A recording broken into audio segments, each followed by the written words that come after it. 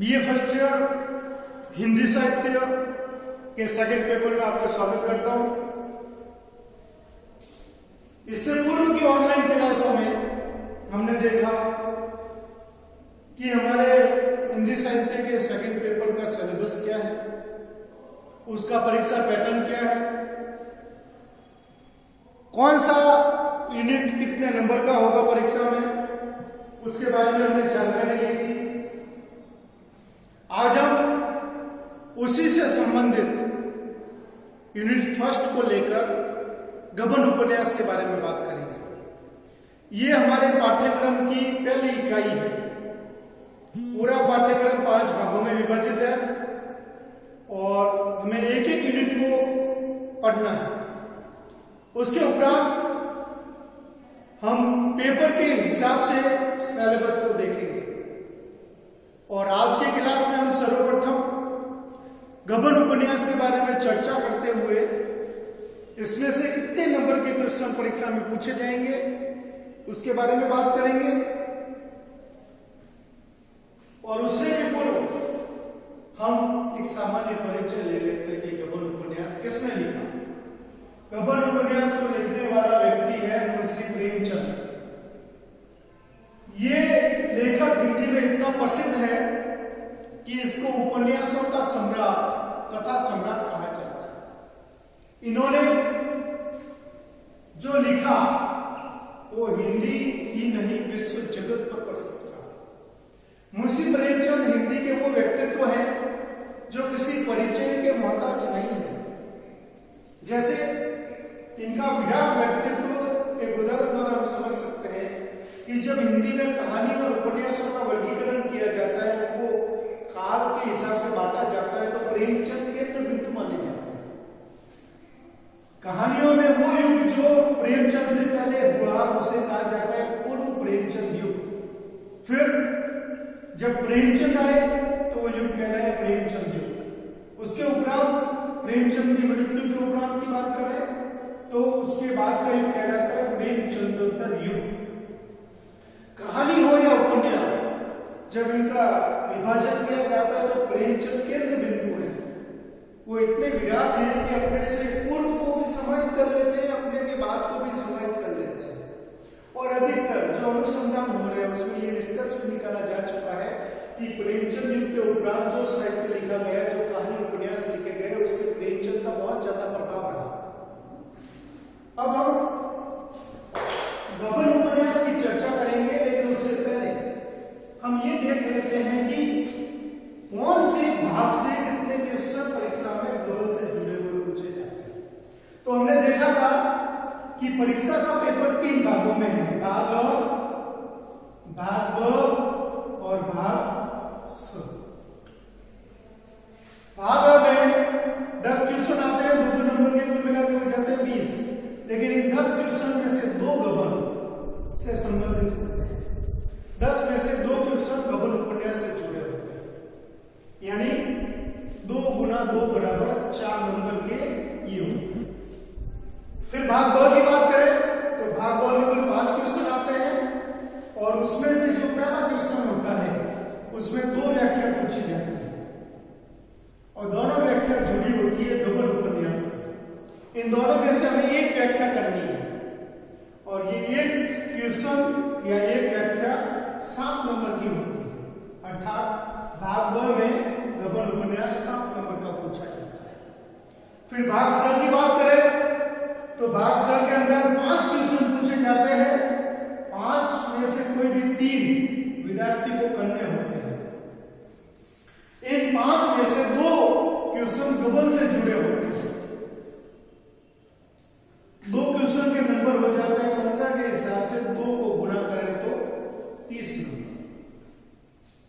हमें यहां पर यह तुलना करनी है कि हमारे पूरे पाठ्यक्रम जो 5 भागों में है उसमें से गबन उपन्यास कितने नंबर का है। तो हम देखते हैं कि गबन उपन्यास हो गया 41 नंबर के आसपास। भाग अ में 2 क्वेश्चन, भाग ब में 1 क्वेश्चन, भाग स में 2 क्वेश्चन। अगर हम सिर्फ गबन उपन्यास पर ही ज्यादा ध्यान केंद्रित करते हैं तो 100 में से 41 नंबर का अब जब भी हम गबन उपन्यास को प्रारंभ करेंगे पढ़ने के लिए, उस समय हम ये भी ध्यान रखेंगे कि गबन उपन्यास जो है उसके छोटे क्वेश्चन भाग अ के, भाग ब की व्याख्या और भाग स के बड़े क्वेश्चन कहां कहां पर पूछे जाते हैं, कितने नंबर के पूछे जाते हैं, कौन सा पार्ट महत्वपूर्ण होता है। क्योंकि हमारा गबन उपन्यास कुल मिला के 52 एपिसोड में विभाजित है, 52 अंक। बहुत से इसके कैरेक्टर हैं और जैसे कि मैं आपको पहले भी ये किताब बता चुका हूं, गबन उपन्यास 50 रुपए के अंदर अंदर बाजार में मिल जाती है।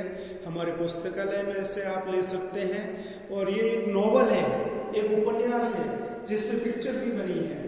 ये कुल मिला के 232 पेज का उपन्यास है, 232 पृष्ठ और बहुत ही बढ़िया उपन्यास है। मनोविज्ञान के क्षेत्र में प्रेमचंद ने जितना काम किया उतना कोई नहीं कर पाया। ये उपन्यास नारी मनोविज्ञान का चित्रण करते हुए मध्यम वर्ग की मानसिकता का भी चित्रण करता है। अधिकतर भागों में जो दो क्वेश्चन पूछे जाते हैं वो गबन उपन्यास या उपन्यास के तत्वों के ऊपर आधारित होते हैं।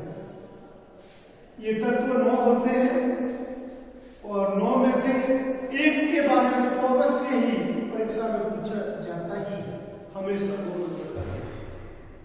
भाग 2 में आप जब पूरा 52 अंक पढ़ेंगे, 232 प्रश्न पढ़ लेंगे, गबन को समझ लेंगे, तो इसी गबन में से 2 व्याख्या आएगी, 2 में से एक आपको हल कर देंगे। फिर भाग स की बात करें तो इसमें बड़े क्वेश्चन पूछे जाते हैं। हम 3 या 4 क्वेश्चन तैयार करेंगे पूरा गबन उपन्यास पढ़ने के उपरांत, और 3 या 4 क्वेश्चन में से 2 क्वेश्चन हमें परीक्षा में मिल ही जाएंगे 30 नंबर के। ये भाग स बहुत ज्यादा महत्वपूर्ण हो जाता है परीक्षा की दृष्टि से। अगली क्लास में हम उपन्यास के तत्व पढ़ने वाले हैं। उसके उपरांत उपन्यास के तत्वों के बारे में सामान्य जानकारी हम ले लें। उसके उपरांत हम भाग स ब और को मद्देनजर रखते हुए गबन उपन्यास जो 52 अंकों में है उसका पहला एपिसोड पढ़ना प्रारंभ करेंगे। पहला अंक, धीरे धीरे सभी अंकों को हम पढ़ते रहेंगे, उसकी कहानी का रिवीजन करते रहेंगे, तो उससे हमारे सामने गबन उपन्यास की पूरी कहानी, पूरा कथानक हमें याद होने की बात ही हो जाएगा। एक बार मैं वापस से रिवीजन कर दूं कि हम गबन उपन्यास ले रहे हैं जो हमारे हिंदी साहित्य के सेकंड पेपर का पाठ्यक्रम है। ये पूरा पेपर 5 भागों में है, अर्थात 5 इकाइयों में है।